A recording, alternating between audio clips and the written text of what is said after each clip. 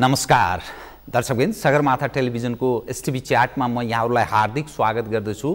जीवराम भण्डारी आज यहाँहरू सामुन्ने उपस्थित हुनुहुन्छ खड्गबहादुर विश्वकर्मा प्रकाण्ड। उहाँ प्रवक्ता हुनुहुन्छ नेपाल कम्युनिस्ट पार्टीका। उहाँसँग आज म समग्रमा नेपालको पछिल्लो राजनीतिक घटनाक्रम, नेपाल कम्युनिस्ट पार्टी जसले आफूलाई अहिले पछिल्लो राजनीतिक विकासको घटनाक्रम र विभिन्न मानिसहरूको असन्तुष्टिलाई एक ढङ्गले सम्बोधन गर्दै विकल्पको रूपमा आफूलाई प्रस्तुत गर्ने प्रयत्न गरेको छ। नेपाल कम्युनिस्ट पार्टीको तत्कालीन र दीर्घकालीन कार्यक्रम जो जनजिज्ञासाको रूपमा मानिसको रहेको छ, अनि पछिल्लो राजनीतिक घटनाक्रमलाई कसरी हेर्ने गरिएको छ, नेपाल कम्युनिस्ट पार्टीले कसरी हेर्छ, अनि विभिन्न यो पछिल्लो राजनीतिक अस्थिरताका विषय र वामको सरकार, संविधान सभा मार्फत संविधान जारी भएको पछिको अवस्था र यसले नेपालको राजनीतिमा ल्याएको अनेकौं परिवर्तनका विषय समेत जोडेर सरकारको गतिविधि विविध विषयलाई म उठान गर्ने प्रयत्न गर्नेछु। सर्वप्रथम म उहाँलाई स्वागत गर्छु। स्वागत छ यहाँलाई। धन्यवाद। म सिधै अब विषयमा प्रवेश गरेँ है। हुन्छ।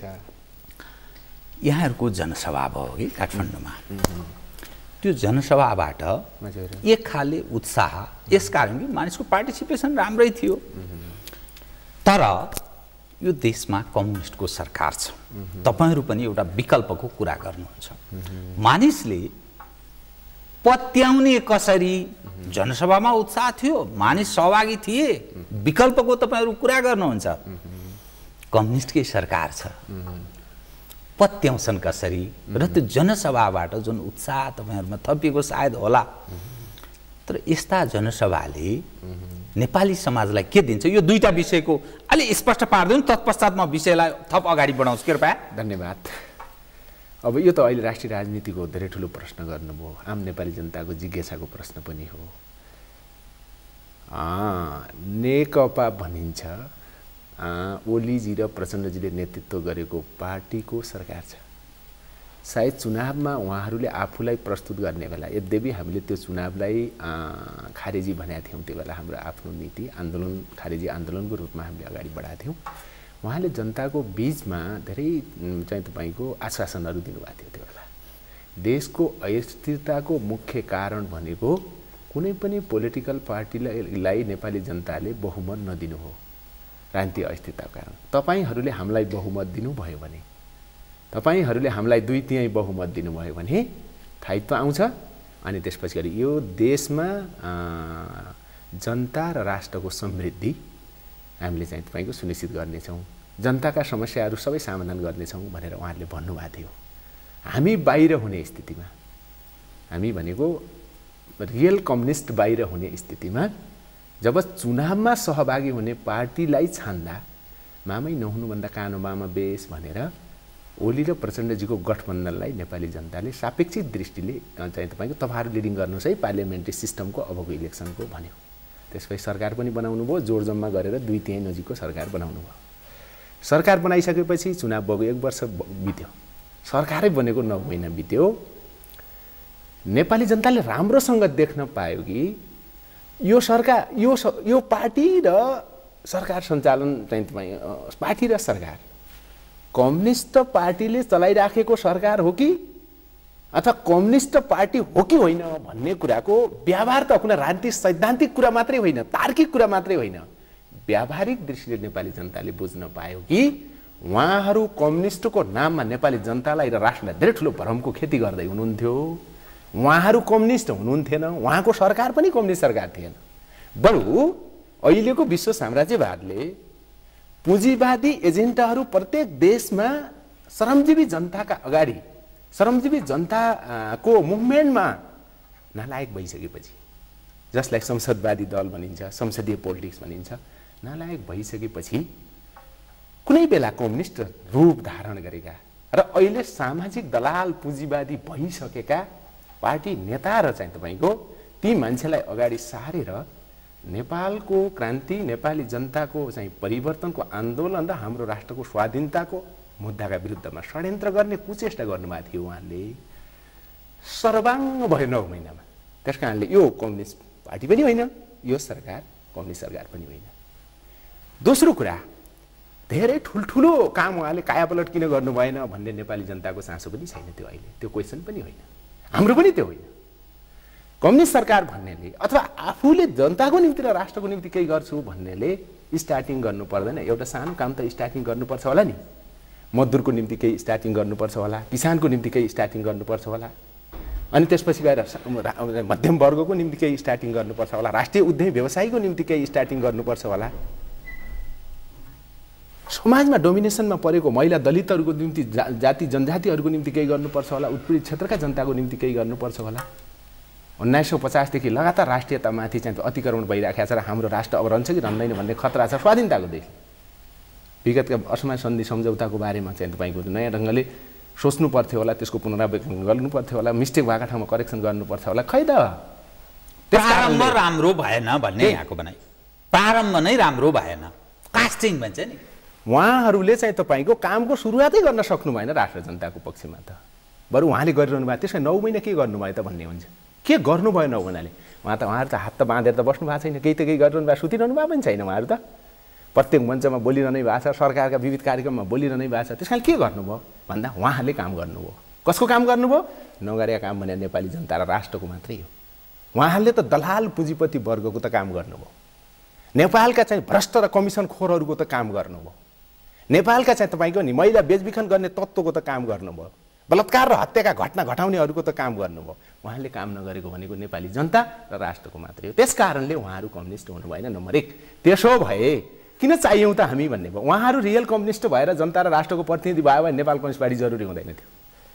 काङ्ग्रेस असली जनता र राष्ट्रको प्रतिनिधि पार्टी भएको भए नेपालमा कम्युनिस्टकै जरुरी हुँदैन थियो। त्यस कारणले जब काङ्ग्रेसको कुरा छोडिदिउँ, प्रचण्ड र ओलीजीको पार्टी र सरकार जनताले झिनो आशा पनि गरेका थियो।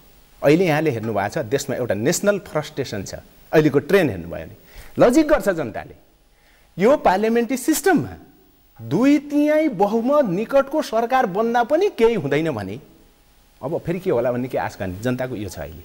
त्यसो भएको हुँदा उहाँहरू राष्ट्र जनताको प्रतिनिधि नहुनु, उहाँहरूले जनताका मुद्दाहरूको चाहिँ तपाईँको सम्बोधन नगर्नु र जनताप्रति न्यूनतम जवाबदेही नहुनुले नेपाल कम्युनिस्ट पार्टीको आवश्यकता पैदा भयो। त्यसो भएको हुनाले हामीले अहिले भर्खरै अस्ति त्यत्रो सभा गऱ्यौँ र जनतालाई भन्यौँ हामीले तपाईँहरू भ्रममा नपर्नु होला। यद्यपि पछिल्लो 9 महिनामा तपाईँहरूको भ्रम पनि उत्रिसकेको छ, तर यो देशमा अब देशको विकासको निम्ति, देशको प्रगतिको निम्ति, नेपाली जनताका आधारभूत आवश्यकताको परिपूर्तिको निम्ति र यो देशको नेसनल लिबरेसनको निम्ति, राष्ट्रिय मुक्तिको निम्ति नेपाल कम्युनिस्ट पार्टी चाहिन्छ तपाईँहरूसँग। नेपाल कम्युनिस्ट पार्टी यो देशसँग चाहिन्छ। त्यो कम्युनिस्ट पार्टीका लिडरहरू तपाईँहरूसँग चाहिन्छ जसले देश र जनताको सेवा बाहेक अर्को स्वार्थ छैन र त्यसको निम्ति निरन्तर समर्पित यो लिडरसिप हो। त्यसले मात्रै तपाईँहरूको मुक्ति हुन्छ। त्यसो भएको हुनाले यसको निम्ति दलाल पुँजीवादको अहिलेको बोलवाला जो छ यसको अन्त्य गर्नुपर्छ। त्यसको निम्ति एकीकृत जनक्रान्ति, त्यसपछि जनताको आफ्नै व्यवस्था वैज्ञानिक समाजवाद स्थापना गर्नुपर्छ जसले मात्रै जनताका सबै समस्याको समाधान गर्छ भन्ने विकल्प प्रस्तुत गर्नको निम्ति आयोजना गर्यौँ कार्यक्रम। राम्रै भयो, त्यसबाट उत्साहितै हुनु होला हैन? होइन, यस्तो हामी उत्साहित होइन कि नेपाली जनतालाई उत्साहित गर्नको निम्ति त्यो कार्यक्रम आयोजना गरेको हामी पनि छौँ। त्यो तपाईँले भने जस्तो अझ मेनली देश निराशातिर, हाम्रो चिन्ता कहाँनिर थियो भन्दा देश निराशातिर जान थाल्यो। निराशा होइन, निराशाको जन्मदाता त अहिलेको यो सत्ता हो, यसको सिस्टम हो र यसका सञ्चालकहरू हुन्। जनता आफै चाहिँ जनताले आफैले गरेका काम जो छ त्यो त आशावाद, त्यो त प्रगति, त्यो त उन्नति उन्मुख हो। त्यसो भएको हुनाले तपाईँहरू निराश हुनु पर्दैन। समस्याको कारण यो हो, रिभोल्युसन र मुभमेन्टबाट यसलाई करेक्सन गरौँ, त्यसपछि बल्ल हाम्रा नेपालका हामी जनताका सुखका दिन सुरु हुनेछन् भनेर हामीले जनतालाई अपिल गर्नको निम्ति त्यो कार्यक्रम आयोजना गरेको राम्रै भयो। एउटा विषय है हजुर, यो सरकारकै बारेमा। हजुर, नेपाल कम्युनिस्ट पार्टी नेकपा, हजुर, यो जो अहिले जसले राजकाज गरिरहेको छ, रजाइ गरेको छ, हजुर, यसको पार्टीको नाम यो हजुर खड्ग प्रसाद ओलीजी 28 साल, त्यहाँदेखि यसो इतिहास हेर्दाखेरि लामै उहाँहरूको कन्ट्रिब्युसन। हजुर, के को उपज हो? केपी शर्मा ओली प्रचण्डजीहरू उहाँहरू नेपाल कम्युनिस्ट पार्टीकै नाममा जनताले मत उहाँहरूलाई दिएको, 2/3 बहुमत यो सरकारलाई प्राप्त छ। कम्युनिस्टको नाममा जनताबाट मत प्राप्त भएको छ। नियत खराब हो कि अथवा उहाँहरूको कुनै बाध्यात्मक अवस्था हो कि या अरू कुनै कारण छ जसका कारण काङ्ग्रेसको विकल्पको रूपमा बनेको यो सरकारले त्यो जनअपेक्षालाई सम्बोधन हुन सक्दैन, गर्न सक्दैन, यो अवस्था लथालिङ्ग अवस्थातर्फ उन्मुख रहन्छ। तपाईँको अलिकति दृष्टिकोण यस सवालमा सुनौँ, तत्पश्चात म नियत हो कि अथवा अरू कुनै बाध्यात्मक धन्यवाद। अब परिणाम यो निक्सिँदा नियत खराब थियो कि भन्ने आम मान्छेले भन्छ है, लेम्यानले पनि भन्छ। त्योभन्दा मेजर कुरा के छ भन्दाखेरि उहाँहरूको विचार नै खराब छ। नम्बर 1, उहाँको विचारले ओलीजी र प्रचण्डजीको पार्टीले चाहिँ तपाईँको अवलम्बन गरेको विचार जो छ, जुन विचारद्वारा उहाँ गाइडेड हुनुहुन्छ, त्यो विचार जनताको विचार छैन, त्यो विचार राष्ट्रको विचार छैन। त्यो विचार भनेको त समाजमा रहने मुठ्ठीभर मान्छेहरू जो चाहिँ तपाईँको राष्ट्र जनतालाई चाहिँ ठगेर शोषण गरेर कजाएर आफ्नो सत्ता स्वार्थ सिद्ध गरिराखेका हुन्छन्, राजनीतिक स्वार्थ सिद्ध गरिराखेका हुन्छन्, त्यो विचार उहाँले बोक्नु भएको छ। त्यो पुँजीवादी विचार हो। नेपालमा उहाँहरूले त्यसलाई संशोधनवादी फर्ममा, सामाजिक दलाल पुँजीवादी फर्ममा उहाँले बोक्नु भएको छ। नम्बर 1, त्यसको परिणाम हो यो। नम्बर 2, उहाँको पोलिटिकल चाहिँ तपाईँको कार्यक्रम जो छ त्यो नै ढङ्ग छ, त्यो जनताको छैन। उहाँको नीति जो छ त्यो जनताको नीति छैन। जस्तै उहाँले भन्नुभयो 62-63 को आन्दोलनपछि हामीले त्यत्रो 10 वर्षको जनयुद्ध गऱ्यौँ। यद्यपि यो त फेरि 7 सालदेखि यतातिरको आन्दोलनको एउटा उत्कर्ष हो। 10 वर्षको जनयुद्ध र 19 दिनको आन्दोलन भनेको त्यो सबैको चाहिँ तपाईँको नि संश्लेषण जस्तो पनि हो। त्योबाट नेपाली जनताले के अपेक्षा गरेका थियो भन्नुहुन्छ भने, नत्र जनताले त्यत्रो सेक्रिफाइस पनि गर्दैन थियो। के अपेक्षा गरेका थियो भन्दा 7 सालदेखि नेपाली जनताले उठान गरेका मूलभूत रूपमा 2टा मुद्दाको अन्तिम रूपमा सम्बोधन हुन्छ भनेर जनताले आन्दोलन गरेको, सेक्रिफाइस गरेको। त्यो भनेको 1816 मा जब सुगौली सन्धि भयो, स्वाधीन नेपाल पराधीनताको पर्खालमा घेरिन सुरु भयो। 1950 मा जाँदा त्यसको निरन्तरता, त्यसपछि कन्टिन्यू यो देशमाथि विदेशी शक्ति केन्द्रहरूको र विशेष गरेर त्यो बेला ब्रिटिसको, त्यसपछि चाहिँ तपाईँको भारतीय शासक वर्गको राष्ट्रियतामाथि एकपछि अर्को कन्टिन्यू हुँदै आएको छ। न नेपाली जनताको मुद्दा थियो कि हाम्रो आफ्नो स्वनिर्णयको अधिकार नेपाली जनतामा सुनिश्चित गर्नको निम्ति यो देशको लिबरेसन जरुरी छ। त्यसकारणले नेसनल लिबरेसनको एजेन्डा थियो, मुभमेन्ट थियो त्यो। दोस्रो कुरा, त्यो बेला शासन व्यवस्था राणाहरूको थियो, जुन जहानी थियो। जहानीय राणा शासनको अन्त्य गरेर नेपालका श्रमजीवी जनता, न्यायप्रेमी जनताको शासन व्यवस्था र राज्य सत्ता स्थापना गर्ने अर्को पोलिटिकल एजेन्डा थियो। त्यो कन्टिन्यू काङ्ग्रेसले त्यो पुरा गर्न सकेन। हुन त बिपीजीले आफैले चाहिँ नेतृत्व गर्नुभएको थियो, विश्वेश्वरप्रसाद कोइरालाले। उहाँले त्रुटि कहाँ गर्नुभयो भन्नुहुन्छ भने, राणाहरूको विरुद्धको आन्दोलनमा राजा राणा आफू र दिल्लीसँग कम्प्रोमाइज गर्नुभयो, जनतालाई धोका त्यहाँ भयो। म धेरै लामो व्याख्या नगरिकन त्यसको निरन्तरता, पछि कम्युनिस्टहरूले पनि आन्दोलन गरे। 46 सालमा संयुक्त आन्दोलन पनि भयो लेफ्ट र डेमोक्रेटको बिचमा, त्यहाँ पनि कम्प्रोमाइज भयो, जनतालाई धोका नै भयो। 62-63 मा आउँदा त्यत्रो हतियार उठाएर आउँदाखेरि पनि फेरि कम्प्रोमाइज भएर आन्दोलनबाट, क्रान्तिबाट आएका नेता पुरानो सत्तामा त गए, तर जनता सडकमा रहे, शहीदको रगत खोला पानी भयो। त्यसो भएको हुँदा उहाँले त्रुटि कहाँनिर गर्नुभयो भन्दाखेरि, उहाँ जनताको सत्ता, नेपालका श्रमजीवी जनता, भोका नाङ्गा जनताको सत्ता स्थापना गर्नेमा उहाँ हुनुहुन्न। राजनीतिक दृष्टिले उहाँको त्रुटि त्यो छ। दोस्रो व्यवस्था, जनताको, तिनी जनताको जनवादी व्यवस्था, समाजवादी व्यवस्था स्थापना गर्ने चाहिँ तपाईँको उहाँको पोलिटिकल प्रोग्राम छैन। दोस्रो त्रुटि उहाँहरूको त्यहाँ छ। तेस्रो त्रुटि के हो भन्दा, उहाँ जनताको नेता होइन, राष्ट्रको नेता होइन। उहाँ त विदेशी मालिकहरूको नेपालमा इन्ट्रेस्ट गर्ने प्रतिनिधि, इन्ट्रेस्ट फुलफिल गर्ने प्रतिनिधि हो।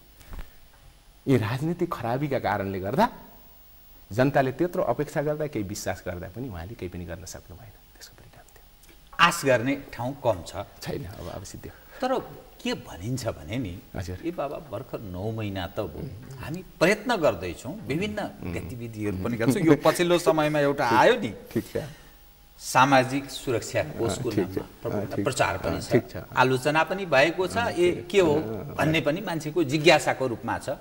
प्रयास गर्दैछौँ, हामीलाई 5 वर्ष त कुरा भन्ने दृष्टिकोण राख्छ। यस उप तपाईँ के ठान्नुहुन्छ? होइन, यो त कस्तो हो भन्नुहुन्छ भने, जनताले के बुझिसक्यो भन्दा, मैले यसको लजिक अघि पनि गरेको थिएँ। हाम्रा रातारात समस्याको कायापलट गरेर जनताले भनेको छैन, तर तिमीले एउटा काममा त स्टार्ट किन गरेनौ भन्ने छ जनता क्वेसन त्यहाँ छ। त्यस कारणले तिम्रो विचार, तिम्रो एक्टिभिटिज र चाहिँ त तपाईँहरूको नियतमा खराबी छ भन्ने जनताको त्यो हो, होइन? अब यही अनगोइङ भन्नुहोस्, 5 वर्ष त बढी हुन्छ। यो 1 वर्ष मात्रै गयो भने राष्ट्र र जनता सङ्कटको भुमरीमा चाहिँ पर्नेछ भन्ने कुरा यसको चाहिँ तपाईँ कास्टिङले देखाइसक्यो। त्यस कारणले यसलाई 5 वर्ष होइन, अब चाहिँ तपाईँको 1-2 वर्ष उता जान दिनु हुँदैन नेपाली जनताले। सकिँदैन। किन भन्नु तपाईँले हेर्नु भएको छ नि, जस्तै म एउटा उदाहरण दिउँला। भन्नुहुन्छ उहाँले चाहिँ तपाईँको सुखी नेपाली समृद्ध नेपाल, सुखी नेपालीको नारा छ अहिले सरकारको होइन। राष्ट्रको कार्यक्रममा जाने बेला पनि चाहिँ तपाईँको त्यसलाई बेसरी भट्ट्याउनु भयो उहाँहरूले होइन। विदेशी कार्यक्रम, स्वदेशी कार्यक्रम सबैमा भट्टाइरहनु भएको छ। तर सरकारका मन्त्रीको काम के छ? एउटा चाहिँ तपाईँले हेर्न धेरै पनि होइन, 25 अरबको कुनै चाहिँ तपाईँको सरकारले बिजनेस गर्ने बेलामा 6.5 अरब भ्रष्टाचार गर्ने नेता छन् भनेपछि, मन्त्री छन् भनेपछि अनि चाहिँ तपाईँको समृद्ध नेपाल र सुखी नेपाली हुन्छ? के हो चाहिँ तपाईँको वाइट बडी हेर्नु भएको छ नि चाहिँ तपाईँको एनएसीको जहाज खरिद गर्ने। म अर्को तपाईँलाई बनाउँदा, जनताको बास कहाँ छ यो देशमा? झुपडीमा, ओडारमा। चेपाङहरू अहिले ओडारमा छन्। भूकम्पबाट पीडित जनता ट्यान्टमा छन्। अहिले थुप्रै जनता बस्ने एउटा छाप्रो नभएर अरूको घरको गोठमा बस्नुपर्ने स्थिति छ अहिले पनि, चाहे हिमाल, चाहे पहाड, चाहे तराई, जहाँ पनि हेर्नुहोस् तपाईँले।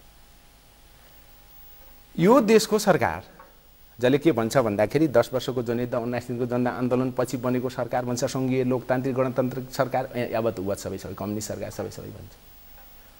त्यसले देख्दैन, त्यसका आँखा छैनन्, त्यो देख्दैन जनता जहाँ छन्। राष्ट्रपति भवन त राम्रै छ नि अहिले, राष्ट्रपतिको निवास। त्यो चाहिँ तपाईँको माथिबाट पानी चुहिएर राष्ट्रपति राति सुत्न नसक्ने अवस्था त छैन, जनता त सुत्न नसक्ने अवस्था छ। राष्ट्रपतिलाई के चाहियो? भवनको निम्ति पुलिसको तालिम केन्द्र समेत उठाउनु पर्ने भयो राष्ट्रपति निवासको निम्ति। उपराष्ट्रपतिको निवासको निम्ति लैनचौरको समाज कल्याण परिषदको चाहिँ तपाईँको भवन उठाउनु पर्ने भयो। अनि मात्रै भेहिकल व्यवस्थापनको निम्ति 18 करोड चाहिने भयो। काशी जाने कुतीको बाटो भएन यो। प्राथमिकता त्यतातर्फ मोडिन थाल्यो भनेपछि अब यही हो भनेपछि तपाईँले हेर्नु होला, यही हो भनेपछि अझ म अर्को एउटा प्लस गरिहाल्नु कृपया तपाईँलाई। कृपया जस्तै यो सरकार बन्यो, सरकार बनेपछि यसले स्टार्टिङ के गर्यो कामको? जनतालाई चाहिँ तपाईँको शोषण गर्ने, जनतालाई ठग्ने एउटा चाहिँ तपाईँको नयाँ रणनीति बनायो, कम्युनिस्ट रणनीति। इतिहासमा तपाईँले हेर्नु भएको छ, कुकुरको ट्याक्स तिरिया छ जनताले अहिले, तिर्नुपर्छ कम्युनिस्ट सरकारमा। खोलामा चाहिँ माछा मारे बापत चाहिँ तपाईँको नि माझीले तिर्नुपर्छ, चाहिँ माछा मार्ने मान्छेले ट्याक्स तिर्नुपर्छ। एक बिटो चाहिँ एक डोको साग लिएर बजारमा बेच्ने बेलामा 50 रुपियाँ ट्याक्स तिर्नुपर्छ। यस्तै हुन्छ कम्युनिस्ट सरकार। अनि यो सरकारको तपाईँ अथवा यो भनौँ अझ सरकार पनि नभएर सरकारको पनि एउटा कार्ड, यो व्यवस्था र यो सिस्टममा रातारात नेपाली जनताले आगो नलाउने भने के हुन्छ जनताको स्थिति? अनि 5 वर्षको त कुरा छोडिदिनुहोस्, 1 वर्षै बढी हुन्छ। तपाईको विषय, तपाईले जसरी विषय उठान गर्नु त्यसमा मेरो विमति नै छैन, राजनीतिक मुद्दा हो। ठीक है। अब म तपाईको ध्यान नै, हजुर ठीक छ, यसले गर्न सकेन, हिजो गर्न सकेन, नेपाली जनअपेक्षा धेरै छ, जनअपेक्षालाई सम्बोधन हुनुपर्छ सबैको, तपाईँ हाम्रो सबैको चाहना पनि हो। ठीक छ। तर तपाईहरुले जुन बाटो तय गर्नु भएको छ नि, जुन ठाउँमा पुग्ने, शिखर चुम्ने जो कल्पना तपाईहरुले गर्नुहुन्छ, सम्भव छ यो बाटोबाट तपाईहरु त्यहाँ पुग्न सक्नुहुन्छ? नेपालको जुन भूखण्डमा, नेपाल जुन ठाउँमा छ, छिमेकी देशको हामी कुरा गर्छौं, 21औं सदीमा जुन ठाउँमा पुग्ने कल्पना तपाईहरु गरिरहनु भएको छ, सम्भव छ? ठेगी खान सकिन्छ? टिक्न सकिएला? कृपया। ठीक छ, यो त धेरै ठुलो प्रश्न गर्नुभयो। अझ म तपाईलाई के भनौं, मलाई भन्न दिनुहुन्छ भने कृपया। नेपालको राजनीतिमा आफूलाई डेमोक्रेट भन्ने पोलिटिसियन र पोलिटिकल पार्टी, आफूलाई लेफ्टिस्ट भन्ने, कम्युनिस्ट भन्ने पोलिटिकल पार्टी र पोलिटिसियनहरूले समाधान गर्न नसकेको मुद्दा तपाईले उठान गर्नुभएको छ आज। हाम्रा ती नेताहरूले, मैले भने राणाहरूका विरुद्ध आन्दोलन गर्ने बेलामा बीपी कोइरालालाई जनताले साथ नदिएको होइन, जनताले बीपी कोइरालालाई साथ दियो, बीपी कोइरालाले जनताको अपेक्षा पूरा गर्नु भएन। पुष्पलालहरूलाई, मनमोहनहरूलाई, पछिल्लो चाहिँ तपाईँ मदन भण्डारीहरूलाई जनताले साथ दियो। मदन भण्डारीको त अलिकति भिन्न केस छ, किनभने मदन भण्डारीको हत्या गरियो। एमाले त बोल्दैन अहिले, एक्सिडेन्टल केस बनाउँछ, त्यो होइन, रियालिटी मदन भण्डारीको हत्या गरियो, त्यो अलि अर्को प्रसङ्ग छ। मनमोहनसम्म आउँदा जनताले विश्वास गर्यो, धेरै ठुलो दमन त्यो बेलाको चाहिँ पञ्चायती सरकारले गर्ने बेलामा पनि जनताले आफ्नो छाती थाप्यो नेताहरूलाई बचाउनको निम्ति। तर नेताहरू के भए? राजतन्त्रात्मक संसदीय व्यवस्थामा कम्प्रोमाइज गरे। पछिल्लो सबभन्दा ठुलो गरे भने चाहिँ हामी माओवादीलाई माओवादी नेताले पनि त्यही गरे। भनेपछि नेपाली राजनीतिमा एउटा संस्कारको रूप लिएको तपाईले उठाएको विषयलाई अहिले हामीले पुरा गर्छौं, यो दिशातिर देशको निकास दिन्छौं भन्दा आम मान्छेलाई चाहिँ तपाईको तत्कालै सजिलो मानिहाल्ने विषय होइन। पत्याउन गाह्रो पर्छ। आम मान्छेलाई पत्याउन गाह्रो विषय पनि हो। तर मैले के भने भन्दा यो धेरै जटिल विषय हो। सामान्य क्वेशन होइन, यो धेरै ठुलो क्वेशन हो। तर म भन्छु हाम्रो राष्ट्रको निम्ति यो अनिवार्य चीज भयो, विकल्प छैन हामीसँग। किनभने यो भन्दा पहिलाका सबै विकल्प हामीले प्रयोग गरिसक्यौं, त्यसको रिजल्ट के आएन भन्दा राष्ट्र जनताको हितको रिजल्ट नै आयो, धोकाधडीको रिजल्ट मात्रै आयो, राष्ट्रघातको रिजल्ट मात्रै आयो, जनतामाथि उत्पीडनको रिजल्ट मात्रै आयो, जनतालाई हरिकंगाल बनाउने चाहिँ तपाईँ रिजल्ट मात्रै आयो। त्यस कारणले देशको निम्ति यो अनिवार्य भइसक्यो। तेस्रो कुरा हामीले भनेको त के हो भन्दाखेरि यो समाज जो छ नि, यो समाजलाई ट्रान्सफर्मेसन गर्ने भनेको। अहिले जो समाज छ यो खराब समाज भयो। यो समाजको नेतृत्व गर्ने चाहिँ तपाईको क्लास सिस्टम पनि खराब भयो, यसलाई ट्रान्सफर्मेसन गर्ने भनेको। ट्रान्सफर्मेसन भने रिभोल्युसन भनेको। हामीले अहिले जो भन्यौं रिभोल्युसन भनेको, रिभोल्युसन बिना त नेपाल बाँच्न सक्दैन। रिभोल्युसन बिना न जनताले राष्ट्रले चाहिँ तपाईको राष्ट्रिय मुक्ति प्राप्त गर्न सक्छ, न त नेपाली जनताले सबै चाहिँ फुलफेजमा आफ्नो राजनीतिक, आर्थिक, सामाजिक, सांस्कृतिक सबै अधिकार प्राप्त गर्न सक्छ। त्यसकारणले अहिलेको नेपालको अस्तित्वको निम्ति, नेपाली जनताको अस्तित्वको निम्ति र नेपाली जनताको मुक्तिको निम्ति कम्युनिस्ट पार्टीको नेतृत्वमा, सच्चा कम्युनिस्ट पार्टी, क्रान्तिकारी कम्युनिस्ट पार्टीको नेतृत्वमा रिभोल्युसन अनिवार्य भइसक्यो, असम्भवको कुरा होइन। तपाईहरु सक्नुहुन्छ कि सक्नुहुन्न भन्ने क्वेशन आयो। हामी सक्छौं सक्दैन? हामी सक्छौं भनेरै अगाडि सरेको। यो भन्दा पहिला हाम्रो के थियो इरादा भन्नुहुन्छ भने यो बीपी विश्वेश्वर प्रसाद कोइरालाले सक्दिएको भए हामी भाग्यमानी हुन्थ्यौं भन्ने थियो हाम्रो। यो कुरा त्यसपछिका कम्युनिस्टहरूले सक्दिएको भए हामी भाग्यमानी हुन्थ्यौं। पछिल्लो दिनमा प्रचण्डजीको नेतृत्वमा माओवादीले सक्दिएको भए हामी भाग्यमानी हुन्थ्यौं। अब नेपालको बारेमा, हाम्रो जनताको बारेमा हामी नयाँ कुरा सोध्थ्यौं होला। यो 7 साल र 6 सालदेखि 7 सालदेखि उठान गरेका कुरा अथवा 3 सालदेखि उठान गरेका कुरालाई अहिले फेरि हामीले चाहिँ तपाईँ कम्प्लिट गर्नुपर्ने, त्यसको निम्ति हामीले चाहिँ तपाईँ मेहनत गर्नुपर्ने, टाउको दुखाउनु पर्ने हुँदैन थियो होला। त्यसो भएको हुनाले हाम्रो कन्फिडेन्स के हो भन्नुहुन्छ भने तपाईँ विदेशी शक्तिमा भर परेर नेपालमा चेन्ज गर्छु भन्नुहुन्छ भनेपछि तपाईँले नेपाली जनतालाई ठग्दै हुनुहुन्छ, राष्ट्रलाई घात गर्दै हुनुहुन्छ। यो असफल विचार र रणनीति हो नेपालमा। त्यसो भए तपाईँ कसरी सफल हुनुहुन्छ भन्ने कुरा छ। तपाईँ नेपाल बनाउन चाहनुहुन्छ भने तपाईँको शक्ति र तपाईँको टेक्ने जमिन भनेको नेपाली जनता हो। त्यहाँ टेक्नुहोस्, त्यसको शक्तिमा टेक्नुहोस्। तपाईले परिवर्तन गर्ने चाहिँ भूगोल, जो अहिले तपाईँको टेरिटोरी छ नेपाल भन्ने, त्यो नेपाल देशलाई चाहिँ देशमा टिक्नुहोस् तपाईँले। अनि आफ्नो देशको नेसेसिटी आइडेन्टिफाई गर्नुहोस् अनि त्यसलाई सम्बोधन गर्नको निम्ति चाहिँ तपाईँले विचार बनाउनुहोस्, नीति बनाउनुहोस्, कार्यक्रम बनाउनुहोस्, जनतालाई अपिल गर्नुहोस्, लाग्नुहोस्। तर फर्स्ट प्रायोरिटीमा राख्नुहोस् नेपाली जनताको आधारभूत आवश्यकता के हो र त्यो कसरी परिपूर्ति गर्ने। त्यसको निम्ति नेपाल हाम्रो राष्ट्रलाई स्वाधीन कसरी बनाउने, त्यो स्पष्ट विचार अगाडि सार्नुहोस्, स्पष्ट नीति अगाडि सार्नुहोस्, नेतृत्व गर्नुहोस्। यसो भन्दा नेपाली जनताले साथ नदिने मैले देख्दैन। अहिले राज्य भन्छौँ नि, नेपालको सुरक्षा निकायले साथ नदिने देख्दैन। किन भन्दा नेपालको सुरक्षा निकायको पनि मकसद भनेको नेपाली जनता र नेपाल राष्ट्र। नेपालको ब्युरोक्रेसीले साथ नदिनुपर्ने पनि कारण छैन।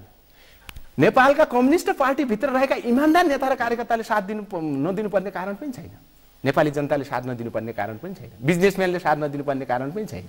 यदि बेमान हुन् भने तिनीसँग हिसाब किताब गरौँला केही पनि छैन। तपाईको यो यसैमा प्लस अर्को, यसैमा प्लस अब अर्को तपाईले विदेशी शक्ति, मैले के भन्छु भन्नुहुन्छ भने विदेशी शक्ति जो अहिले सुपर पावरमा छन्, विश्वको भूगोल, त्यहाँ भएका प्राकृतिक साधन स्रोतहरू, त्यहाँ भएको मानवीय श्रमलाई आफ्नो प्रभुत्वमा राखेर अनि पुँजीको बलमा र हतियार र प्रविधिको बलमा, यद्यपि त्यो हतियार र प्रविधि त श्रमजीवी जनताले बनाएको हुन्छ, उत्पादन गरेको हुन्छ।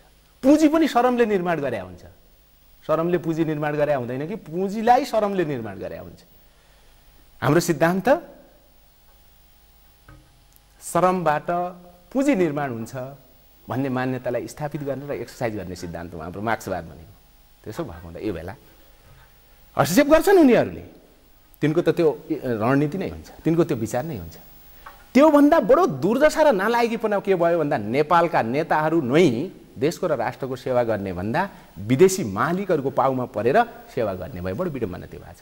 हामीलाई त केही छैन चाहिँ तपाईँको, हामीलाई किन्ती चिन्ता छैन कि जस्तै मान्नुहोस् इन्डियाले हाम्रो नेसनालिटी र हाम्रो चाहिँ तपाईँको नि नेपाली जनताको स्वनिर्णयको अधिकारमा दखल पटक पटक गर्दै आएको छ इन्डियन शासक वर्गहरूले। हाम्रो कुरा के छ भन्नुहुन्छ भने मोदीजी तपाईँ त डेमोक्रेसी भन्नुहुन्छ नि, अनि डेमोक्रेसीको चाहिँ तपाईँको सिम्पल डिफिनेसनले कुन देशको स्वाधीनतालाई चाहिँ हस्तक्षेप गर्ने भन्छ र कुन देशका जनताको चाहिँ त पोलिटिकल राइटलाई चाहिँ कुण्ठित गर्ने भन्छ। ल ठिक छ, हामीले तपाईँको अन्डरमा बस्नुहुन्छ भने बस्नुपर्छ तपाईँ भन्नुहुन्छ भने तपाईँको सिद्धान्तले तपाईँले एउटा कुरा पुरा गर्नुपर्छ। तपाईँले अहिले तपाईँ ब्रिटिसको उपनिवेशमा हुनुहुन्थ्यो, तपाईँ ब्रिटिस उपनिवेशमा बसेर मात्र तपाईँ हामीसँग कुरा गर्न पाउनुहुन्छ, नत्र पाउनुहुन्न तपाईँ। यही कुरा हामी चाइनालाई भन्छौँ। हामीलाई अनावश्यक दखल गर्नुहुन्छ भने तपाईँ जापानी साम्राज्यवादको उपनिवेशमा पहिला बस्नुहोस् चाहिँ तपाईँको सी जिनपिङ, त्यसपछि हामी कुरा गर्छौँ। यही कुरा हामी चाहिँ तपाईँ ट्रम्पलाई भन्छौँ, यही कुरा हामी युरोपियनहरूलाई भन्छौँ। भन्न सक्नु पर्दैन यहाँका नेताहरूले, नालायकीपना आफ्नो छ, आत्मसमर्पणवादी नेता छन्, कायर नेता छन्, धोकेबाज नेता छन्, राष्ट्रघाती नेता छन्, अनि कहिले इन्डियालाई गाली गरेका छन्, कहिले अर्कोलाई गाली गरेका छन् होइन। पहिला आफ्नो समस्यालाई कन्ट्रोल गर्नु पर्यो नि, अनि त्यसपछि ठिक छ आयो भने गरौँला। हाम्रो कुरा त केही छैन। इन्डिया हामी, चाइना हामी, जति चाहिँ तपाईँ इन्डियाको राइट छ देश हुनुले त्यति राइट हाम्रो छ, त्यति चाइनाको छ। भूगोल सानो होला ठुलो होला त्यो छोडिदिउँ। हाम्रो राष्ट्रमाथि अनावश्यक दखल गऱ्यो भने हामीलाई स्वीकार्य छैन। त्यो दखलको प्रतिवाद हामी 3 करोड नेपाली जनता उठाएर गर्छौँ। त्यो हुनु पर्यो नेतासँग हिम्मत, नेसनको लिड गर्ने नेताले। आफ्नो राष्ट्र जनताको हितमाथि कतैबाट हस्तक्षेप हुन थाल्यो भने त्यसको लिडरसिप लिनु पर्दैन, डिफेन्स गर्नु पर्दैन। यहाँ त कस्तो छ भन्नुहुन्छ भने नेपालमा सबै तपाईँलाई के चाहियो त्यही बनाइदिन्छु, मलाई प्रधानमन्त्री बनाइदेऊ भन्न जाने नेता छन् भनेपछि त अनि बाँदरलाई लिस्नु भएन। बाँदरलाई लिस्नु दिने मान्छे छन् यो देशमा चाहिँ, नेताहरू छन्। तिनका कारणले गर्दा चाहिँ समस्या मान्दाखेरि नि हजुर नेपालको राजनीति थप अस्थिरतातर्फ उन्मुख हुने, सङ्क्रमणकालीन अवस्थाबाटै गुज्रिरहने र अर्को आन्दोलनको आदि बेहेरी सिर्जना गर्ने कसरतमा तपाईँहरू हुनुहुन्छ भन्ने अर्थ लाग्छ। अर्थात् नेपालको राजनीति अस्थिरतामै फेरि पनि अघि बढ्नेछ भन्ने अर्थ लाग्छ। तर आन्तरिक राजनीतिक शक्ति सन्तुलन र अन्तर्राष्ट्रिय राजनीतिक शक्ति सन्तुलन कायम गर्न नसक्दाको परिणाम तत्काल अहिले नै हेर्दा श्रीलङ्का, केही पुरानो हेर्दा सिरिया, अफगानिस्तान, इराक, कर्णेल कद्दाफीको देश, संसारका धेरै देशहरू, तपाईँ उत्तर कोरियालाई पनि उदाहरणको रूपमा लिन सक्नुहुन्छ। ठिक छ, जुन कल्पना तपाईँ गरिरहनु भएको छ, जुन सिस्टममा नेपाल प्रवेश गरेको छ, यही सिस्टम त राजनीतिक शक्ति सन्तुलन कायम हुन नसकेर यस्तो अवस्था भयो कि रिथिङ गर्नुपर्छ कि अलिक बढी भोगी क्या हो भन्ने दृष्टिकोण मानिस राखिरहेका छन्। र हाम्रो परनिर्भरता जुन बढी छ, तपाईँले जुन ठाउँमा प्रवेश गर्ने पुग्ने जुन प्रयत्नको कुरा गर्नुहुन्छ नि, आकाङ्क्षा राख्नु भएको छ, त्यो त झन् ठेकिन्छ, त्यो आउँछ, सम्भव छ। कहाँबाट सम्भव छ? 21औं सदी कसले प्रोत्साहित गर्ने? 12 बुँदे तपाईँहरूले नै गर्नुभयो, 12 बुँदे दिल्ली समय तपाईँहरूले गरे। 7 सालको परिवर्तन कहाँबाट सिर्जना भयो? 17 सालको अर्को परिस्थिति, 46 को परिवर्तन उपर पनि मानिसको प्रश्न, 62-63 को त 16 आना। अनि सम्भव छ वाट? ठिक, कृपया यो धेरै ठुलो प्रश्न गर्नुभयो तपाईँले। त्यो 3-4 वटा एङ्गलबाट सम्भव छ यो। नम्बर 1 कुरा, अहिलेको विश्व हेर्नु पर्यो। अहिलेको विश्व जो साम्राज्यवादी विश्व भन्छौँ, अझ हामीले त संश्लेषण उत्तर साम्राज्यवादी भनेका छौँ। उत्तर साम्राज्यवादी त्यो भनेका छौँ कि विश्व साम्राज्यवाद यस्तो सङ्कटमा छ, यो चाहिँ पतन र विघटन अथवा मृत्यु हुनु पूर्वको सङ्घारमा छ है। यसलाई अर्को यो पनि भनेको हामीले, यो चाहिँ तपाईँको आइसियुमा छ भनेको यसलाई।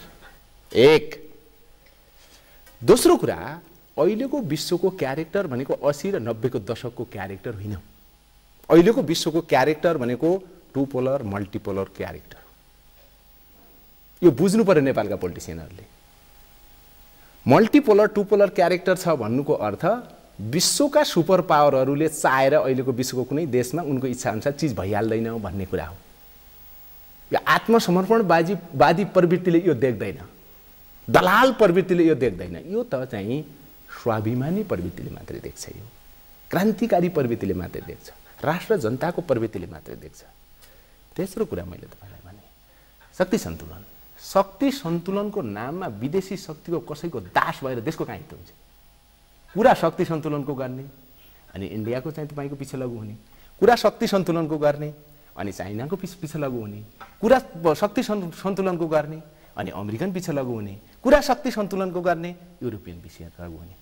जब तपाईँ इन्डियाको पछि लागु हुनुहुन्छ, चाइनाले किन मान्छ? चाइनाको इन्ट्रेस्टमा त त्यसले डिस्टर्ब गरेर आउँछ नि, अनि कसै शक्ति असन्तुलन भयो? सबभन्दा शक्ति असन्तुलन त त्यसले गर्यो। त्यस कारणले शक्ति सन्तुलन त तब तपाईँ कायम गर्न सक्नुहुन्छ तपाईँ आफ्नो राष्ट्र आफ्नो जनताको हितमा हितलाई तपाईँले मुख्य आधार बनाउनुहोस्। त्यसको आधारमा इन्डियासँग चाहिँ डिल गर्नुहोस्, त्यसको आधारमा चाइनासँग डिल गर्नुहोस्, त्यसको आधारमा चाहिँ अमेरिकासँग डिल गर्नुहोस्, त्यसको आधारमा युरोपसँग डिल गर्नुहोस्। अनि पो शक्ति सन्तुलन हुन्छ। हुने चाहिँ तपाईँ आफूले अवलम्बन गर्ने सिद्धान्त शक्ति असन्तुलन गर्ने अनि वकालत गर्ने शक्ति सन्तुलनको, अनि परिणाम असन्तुलन गरेको त परिणाम असन्तुलनै निस्किन्छ नि। डिफेक्ट नेपालका पोलिटिसियनको त्यो हामी यसलाई क्रस गर्न चाहन्छौँ र अनि हामीले भने रिभोल्युसन, हामीले भने स्वाधीनता, हामीले भने नेपाली जनताको वैज्ञानिक समाजवाद स्थापित गर्ने इन्टरनेसनल स्ट्रङ आधार हाम्रा यही हुन् र हाम्रो विचार हो। सम्भव छ त त्यो, किनभने 21औं सदीमा जुन विचारको तपाईँ प्रतिनिधित्व नेतृत्व गर्नुहुन्छ नि, पराधीन पराजित निरीह अवस्थाबाट गुज्रेको छ। हरेक देशका परिवर्तनमा चाहेर नचाहेर अन्तर्राष्ट्रिय सहयोग समर्थन कुनै न कुनै ढङ्गले तपाईँहरू पनि 52 सालदेखि जो जनयुद्ध नामको युद्ध गर्नुभयो, त्यत्रो वर्ष त प्रचण्डजीले भन्नुभयो, 8-9 वर्ष त म यही ठाउँमा बसेको थिएँ बाबा भनेर उहाँले सार्वजनिक कार्यक्रममै भन्नुभयो। त्यत्रो छिमेकीतिर त्यत्रो सहयोग अनि साधन र स्रोत परिचालन, मुलुक असफल राष्ट्र भयो भने फेरि नरही बाँच्न बसे, अर्थात् मुलुकै रहेन भने फेरि के को राजनीति? यी विहङ्गम पक्षहरू छन् कि ठिक हो। यसलाई कसरी सोच्नुहुन्छ? नै होइन, यस्तो हो। मैले के भन्नुहुन्छ भने अहिले हेर्नु होला, क्रान्तिको कुरा, स्वाधीनताको कुरा र जनताको अधिकारको कुरा, जनतालाई समग्र देशले अधिकार सम्पन्न गराउने कुरा भनेको प्रत्येक देशको जीवनको निम्ति, प्रत्येक देशको चाहिँ तपाईँको अस्तित्वको निम्ति र प्रत्येक देश र त्यो देशका जनताको उन्नति र प्रगतिको निम्ति अनिवार्य भइसक्यो। अहिलेको विश्व साम्राज्यवाद जुन पोलिटिक्स अहिले चलिराखेको छ र अघि तपाईँले भनेका समस्याहरू तिनले क्रिएट गरिराखेका छन्, त्यो विश्व त अब असफलतातिर जाँदैछ नि। तपाईँले नेपालमा हेर्नुभयो नि, हामीले त्यत्रो आन्दोलन गऱ्यौँ, 62-63 पछि यतातिर आउने बेलामा जनताको सत्ता र व्यवस्था स्थापित नभएर बीचमा दलाल पुँजीपति वर्ग त्यसको सत्ता र व्यवस्था स्थापित हुँदा इलेक्सन भएको 1 वर्ष नपुग्दै टाटपल्टाइ भयो, देख्नु भएको छ। त्यस्तै टाटपल्टा इन्डियन शासक वर्गको पनि छ। चाइनिजहरू पनि भन्न त चाहिँ तपाईँको आफ्नो ढङ्गको समाजवाद भन्छन्, भयङ्कर क्राइसिसमा छन् चाइनिजहरू पनि। हेर्नु भएको छ धनी र चाहिँ तपाईँ गरिबको बिचको खाडल भयङ्कर परेको छ चाइनामा पनि। अमेरिकनहरूको, युरोपियनहरूको हालत खराब भएको छ। अहिले पुँजीवाद त तपाईँको जनताको सिद्धान्त, जनताको विचार, मार्क्सवादको मुटु चोरेर बाँचिरहेछन्। त्यस कारणले अबको चाहिँ विकल्प भनेको अहिलेको साम्राज्यवाद, विश्व साम्राज्यवादको विकल्प, अहिलेको विश्व पुँजीवादको विकल्प, नेपालमा दलाल पुँजीवादको विकल्प भनेको क्रान्ति, कम्युनिस्ट पार्टी, कम्युनिस्ट सिद्धान्त, जनताको वैज्ञानिक समाजवाद। यो त विश्वको एजेन्डा बनिसक्यो, नेपालको मात्रै होइन। त्यसो भएको हुनाले यो अनिवार्य छ, यो सम्भव छ, हामी सम्भव गर्छौँ। अनि मानिसको एउटा जिज्ञासाको रूपमा नि हजुर हजुर तपाईँहरू तत्काल के गर्दै हुनुहुन्छ, दीर्घकालीन के गर्दै हुनुहुन्छ? जुन माध्यमबाट नेपालमा के स्थापित भयो भने डाङ गर्ने, हतियार उठाउने, अलिकति कत्ल्याम गर्ने, त्यसले क्रमशः रिकग्नाइज हुँदै आएको, चाहे त्यो 7 सालको क्रान्ति पछि बीपीले हतियार उठाएको प्रसङ्ग या केपी शर्मा ओलीहरू जो अहिले जुन अवस्थामा प्रवेश गर्नुभएको छ, उहाँहरूले झापा विद्रोह, त्यस बेला पनि उहाँहरूले पनि त्यो ढङ्गको गतिविधि, अनि तपाईँहरूले तत्कालीन त्यस बेलाको नेपाल कम्युनिस्ट पार्टी माओवादीले गरेको गतिविधि, यी सब चिजले के देखाउँछ भने परिवर्तनको आधार हतियार, अस्त्र, कुनै न कुनै ढङ्गले छिमेकी देशको सहयोग समर्थन। त तपाईँहरूको कसरी त्यो के गर्दै हुनुहुन्छ, तत्काल के गर्दै हुनुहुन्छ, दीर्घकाल के गर्दै हुनुहुन्छ र शस्त्र अस्त्रको बारेमा के सोच्नुहुन्छ? यो जिज्ञासा। धन्यवाद। यो बिचमा धेरै हल्ला गरिएको विषय पनि हो पछिल्लो दिनमा। हाम्रो मकसद मैले यहाँलाई भने, हामी यो देशलाई विदेशी कोही पनि शक्तिको हस्तक्षेप र उत्पीडनबाट मुक्त गर्न चाहन्छौँ। हामी यसलाई स्वाधीन बनाउन चाहन्छौँ।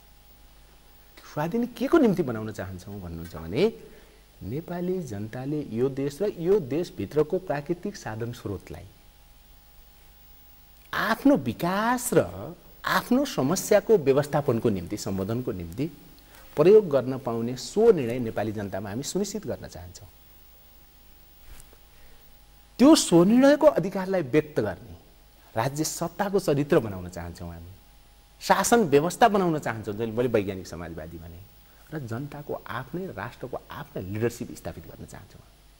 मैले अघि भने नि अहिले नेपालमा भएका संसदवादी नेता रियलमा कोही पनि हाम्रो राष्ट्र र हाम्रो नेपाली जनताका भएन। त्यस कारणले यिनको सेवा गर्दैनन्, जसका हुन् उनको चाकरी गर्छन्, यो त कुरा हो। हामी यो चाहन्छौँ यसको निम्ति जनताको घाँसपात कपास शिक्षा स्वास्थ्यको कुरा आधारभूत आवश्यकताको कुरालाई लिएर जो अहिले त्यस तडपिरहेछ नेपाली जनता क्रान्ति मुद्दाको रूपमा हामीले उठाइरहेछौँ, जनताको मुद्दाको रूपमा उठाइरहेछौँ। अर्को तपाईँले देशमा कृषि क्षेत्र अस्तव्यस्त छ, मजदुरहरूको जीवन चौपट छ। यतातिर चाहिँ तपाईँको मिडल क्लास जो छ मिडल क्लासको चाहिँ तपाईँको व्यापार व्यवसाय चौपट भएको छ। राष्ट्रिय उद्यमी व्यवसायहरू टाट पल्टेका छन्। तपाईँले हेर्नुभएको छ। यो स्थितिको हामी अन्त्य गर्न चाहन्छौँ। यो स्थितिको अन्त्य हामी आन्दोलनबाट गर्न चाहन्छौँ, मुभमेन्टबाट गर्न चाहन्छौँ हामी, अथवा जनताको एजेन्डाको उठान गरेर हामी गर्न चाहन्छौँ। त्यस कारणले अहिले हामी आन्दोलनको प्रक्रियामा छौँ, अहिले हामी क्रान्तिको प्रक्रियामा छौँ। तत्कालिक हाम्रो चाहिँ तपाईँको कार्यनीति भनेको आन्दोलन र क्रान्तिबाट देशमा विद्यमान समस्याको उन्मूलन गर्नु हो हाम्रो नम्बर 1। अब यो उन्मूलन गर्ने बेलामा यहाँले अघि भन्नुभयो हतियार छ कि छैन, हतियार चलाउनुहुन्छ कि चलाउनु न, विगतमा त्यस्तो भयो। हाम्रो मुद्दा त पोलिटिकल मुद्दा हो नि। त्यस कारणले पहिलो कुरा हामी चाहन्छौँ अहिलेको यो सरकारले, अहिलेको राज्य चलाउने मान्छेले पोलिटिकल मुद्दालाई पोलिटिकल आँखाबाट हेरुन् र त्यसको सोलुसन पोलिटिकल्ली खोजुन्। हामी तयार छौँ। त्यो गर्ने बेला उहाँ कति तयार हुनुपर्छ भन्नुहुन्छ भने यो सत्ता र अहिलेको व्यवस्था ठिक छैन भन्ने हामीले भनेपछि एकपल्ट उहाँहरू पछि हट्न तयार हुनुपर्छ, छोड्न तयार हुनुपर्छ। उहाँहरू एकपल्ट सत्ता र व्यवस्था छोड्न तयार हुनुपर्छ। किन भन्दा उहाँहरूले त पछिल्लो 62-63 देखि यतातिर आएर चलाउँदा पनि झन्डै झन्डै कति वर्ष 12-13 वर्ष चलाइसक्नुभयो। देश त फेलियर भयो नि त। त्योभन्दा पहिला म भनौँ 46 देखि 62-63 सम्म लामो समय राजतन्त्रात्मक संसदीय व्यवस्थाको नाममा उहाँले चलाउनु भयो। त्यो पनि देश फेलियर गर्नुभयो। त्यसले त जनयुद्ध जन्माए। त्यसमा त तपाईँहरू छोड्नुहोस्। हाम्रो भनाइ के छ भन्नुहुन्छ भने नेपाल कम्युनिस्ट पार्टीलाई 5 वर्ष मात्र हेर्नुहोस्। तपाईँहरू विदाउट डिस्टर्ब हेर्नुहोस्। तपाईँहरू कृषक भएर जानुहोस्। तपाईँहरूको सोसियल एक्टिभिटिज गर्नुहोस्। तपाईँहरूको अर्को चाहिँ त शरम गर्नुहोस् अथवा अर्को केही गर्नुहोस्। हामीलाई 5 वर्ष हेर्नुहोस्। 5 वर्षभित्र यो देशलाई नयाँ ठाउँमा हामी पुर्याएनौँ भने 5 वर्षको भोलिपल्टको एक दिनमा हामी तपाईँहरूलाई बुझाउँछौँ। सोलुसन पोलिटिकल हो, ओके। विषय चाहिँ त पोलिटिकल भावनाले सोलुसनमा आउनुहोस्। होइन हामीले राष्ट्रको स्वाधीनताको कुरा र नेपाली जनताको मुक्तिको कुरा गर्दा अस्ति साउनमा हाम्रो पार्टीमाथि भीषण दमन गरे जस्तै दमन गरियो भने हामी आन्दोलनबाट त्यसको काउन्टर गर्छौँ। अनि हतियार पनि उठ्छ। म भन्छु जनआन्दोलनबाट हामी काउन्टर गर्छौँ। हामीले जनआन्दोलनबाट काउन्टर गर्दा सरकारले बन्दुक हाम्रा विरुद्धमा प्रयोग गर्यो भने त्यसको डिफेन्स गर्नको निम्ति नेपाली जनतालाई बन्दुकको चाहिँ तपाईँको निम्ति हामी अपिल गर्छौँ। टिट फर ट्याट जनताको आन्दोलन र राष्ट्रिय मुक्ति आन्दोलन। तर हाम्रो चाहना सरकारका कारणले गर्दा त्यहाँ नजाओस्, राज्य चलाउने चाहिँ तपाईँको शासक वर्गका कारणले गर्दा त्यहाँ नजाओस्। पोलिटिकल मुद्दा हो, पोलिटिकल्ली सोलुसन गर्न तयार होस् भन्ने हाम्रो फर्स्ट प्रायोरिटी हो। म कार्यक्रमको ठिक अन्त्यतिर आएँ कि तपाईँसँग कुरा गर्न घन्टौँ कुरा गर्न सम्भव थियो, तर अब समय चाहिँ हामीलाई साथ दिँदैन कि। Thank you. त प्रचण्ड हजुर, तपाईँले एक समय गुरु मानेको नेता मानेको व्यक्ति, त्यो प्रचण्डबाट किन सम्भव भएन? प्रचण्ड उपरको तपाईँको हेर्ने दृष्टिकोण र अबको जुन पथमा नेपाल छ यसले सिर्जना गर्ने अर्को खाले समस्या उपर तपाईँको दृष्टिकोण एकदम छोटो। ठिक छ, यो त धेरै महत्त्वपूर्ण प्रश्न गर्नुभयो। सुरुमा प्रचण्डजीले सकारात्मक दृष्टिले ठुलै कामको सुरुवात गर्नुभएको नेपालमा। इतिहासको व्याख्या भौतिकवादी गर्नुपर्छ, इतिहासको व्याख्या मनोगतवादी गर्नुहुन्न, इतिहासको व्याख्या सङ्कीर्णतावादी गर्नुहुन्न, इतिहासको व्याख्या आग्रही पूर्वाही गरेर गर्नुहुन्न। कोही व्यक्तिको बारेमा पनि अनि कोही चाहिँ तपाईँको राजनीतिक आन्दोलन सामाजिक आन्दोलनको बारेमा पनि सुरुमा स्टार्टिङमा राम्रै गर्नुभयो। स्टार्टिङ राम्रै गर्नुभयो, परिणाम पनि राम्रै निकाल्नुभयो। एउटा सामान्य चाहिँ तपाईँको टिचर, एउटा सामान्य किसानको छोरा हो नि प्रचण्डजी पनि सुरुमा। यो देशको चाहिँ तपाईँको त्यो बेला झन्झनै 3.25 करोड अथवा चाहिँ तपाईँको कति 2 करोड कति 66 लाख नेपाली जनता एवं नेपाली जनताले विश्वास गर्ने एउटा लिडरको रूपमा आउनुभयो। जति बेला उहाँ ठिक हुनुहुन्थ्यो, विचारको दृष्टिले पनि त्यो बेला ठिकै हुनुहुन्थ्यो, राजनीतिक दृष्टिले पनि ठिकै हुनुहुन्थ्यो, आचरण व्यवहारको दृष्टिले पनि कम्पेरेटिभली ठिकै हुनुहुन्थ्यो। जब राष्ट्र र जनताले मुक्ति प्राप्त गर्ने बेला एउटा डरलाग्दा चुनौतीहरू जो हुन्छन् ती खडा भए, त्यो बेला चाहिँ तपाईँको उहाँले जनता छोडिदिनु भयो, विचार छोडिदिनु भयो, देश छोडिदिनु भएर शासक वर्गसँग कम्प्रोमाइज गरेर आत्मसमर्पण गरेर जीवनको भिख माग्नुभयो। त्यसपछि पछिल्लो चाहिँ 8-10 वर्ष पुग्दा नपुग्दै प्रचण्डजीको टाटपल्टाइ भएर अहिले राजनीतिक अस्तित्व रक्षाको निम्ति एमालेको टाङमा छिर्नु पर्ने भयो। हेर्नुभएको छ नि, को त्यो पार्टी युनिटीको कुरा होइन, त्यो एमालेको टाङमा प्रचण्डजी छिरेको हो र प्रचण्डजी एमालेमा गएको र प्रचण्डजी एमाले भएको, प्रचण्डजीसँग भएका साथीहरू एमाले भएका हुन्। त्यस कारणले मान्छे विचारमा विचलित भयो भनेपछि कति डरलाग्दो पतन हुँदो रहेछ भन्ने कुरा तपाईँले हेर्नुभएको थियो। त्यस कारणले प्रचण्डजीबाट मैले भन्छु उहाँबाट केही अब हुन्छ भनेर आश गर्नु भनेको नेपाली जनताले आफैलाई मूर्ख बनाउनु र ठग्नु पाए अरू केही पनि होइन। लास्टमा जाने बेला तपाईँले हेर्नुभएको छ नि, अहिले त अझ प्रचण्डजीसँग पनि त्यो पार्टी छ, भर्खर अस्ति पार्टी बनाउनु भएको छ, 2टा नेताका 2टा गुट छन्, त्यही के अरे नेकपाभित्र 5वटा गुट छ। अस्ति एउटा नेकपाको नेताले भन्नुहुन्थ्यो नेकपा पार्टीभित्र 5वटा गुट, प्रचण्डजीको पुरानो चाहिँ तपाईँको पार्टीमा 8वटा गुट भन्नुहुन्थ्यो। यो हुने मेसो भन्नुभएको छ। यसलाई के गाउँघरमा जनताले भन्छ नि, बाँस उग्लिन थाल्यो भने टुपा फल लाग्छ अरे। कम्युनिस्ट पार्टीहरू विसर्जन हुन थाले, विघटन हुन थाल्यो भने गुटै गुट उपगुटकै उपगुटको खेती गर्छ। यो स्थितिमा चाहिँ त्यो पार्टी छ, यो स्थितिमा ती नेता छन्। त्यस कारणले जो उहाँले धोका दिनुभयो त्यसको त ठिक राजनैतिक चाहिँ तपाईँको नि पुनिसमेन्ट त गर्नुपर्छ, नेपाली जनताले गर्नुपर्छ, किनभने यो सोचेकै होइन। के सोच्नुहुन्छ तपाईको सरकार आयो भने सरकार आउने अनेक खाले तौर तरिका हुन्छ, विद्रोह हुन सक्छ, जनताबाट निर्वाचित भएर हुन सक्छ, अथवा अर्को पनि उपायहरू हुन सक्ला, हस्तक्षेपकारी भूमिका राष्ट्रिय अन्तर्राष्ट्रिय विभिन्न यो पक्ष होला। तपाईको मानिलिनुहोस् एकदम छोटकरीमा है कृपया, तपाईको सरकार मानिलिनुहोस् आयो भने सत्ता आयो, प्रचण्ड खड्ग ओली हजुर यिनै काङ्ग्रेस जन यी अहिलेका जो रजाइ गरेका मानिसहरू उप के गर्नुहुन्छ? व्यक्ति नभनौँ होइन, अहिले व्यक्ति विशेषको नाम नलिउँ। यहाँले भन्नुभयो जनताको आक्रोश सबै त्यो जनताको प्रतिनिधित्व गरेर तपाईँले क्वेसन गरिरहनु भएको छ। व्यक्ति नभनौँ कि यो देशलाई बर्बादीको रसातलमा पुर्याउने तत्त्वहरू जो छन् ती तत्त्वहरू नेपाली जनताको कारबाहीमा पर्नुपर्छ, भोलिको सत्ताको कारबाहीमा पर्नुपर्छ, भोलिको व्यवस्थाको कारबाहीमा पर्छन् तिनीहरू। हस्, तपाईसँग अरू कतिपय विषय उठान गर्नु जरुरी थियो तर समयले त्यसमा साथ थियो। कार्यक्रममा आइदिनु भयो, धन्यवाद छ है यहाँलाई। भण्डारीजी धेरै पछि तपाईँसँग बहस भयो। देश धेरै अप्ठ्यारोमा छ अहिले, हामीले नयाँ ढङ्गले सोचेकै छौँ, जनताले नयाँ निकास खोजेकै छ। जनताले खोजेको निराशा होइन, अहिले जो राज्यले बाँडिराखेको छ क्रान्तिकारी आशावाद, क्रान्तिकारी निकास जनताले खोजेको छ, राष्ट्रिय निकास जनताले खोजेको छ, जनताको आफ्नै प्रतिनिधित्व गर्ने निकास खोजेको छ। यो बेलामा भर्खरै हामीले त्यत्रो चाहिँ तपाईँ जनसभा पनि गऱ्यौँ, त्यो एनाउन्स पनि गरेका थियौँ पार्टीको नीति। जनतामा धेरै ठुला जिज्ञासा थिए पार्टीको बारेमा, नीतिको बारेमा, देशको स्थितिको बारेमा, हाम्रो भूमिकाको बारेमा स्पष्ट गर्ने अवसर मलाई दिनुभयो, हाम्रो पार्टीलाई दिनुभयो। भण्डारीजीलाई र हाम्रो सगरमाथा टेलिभिजनलाई धन्यवाद। Thank you.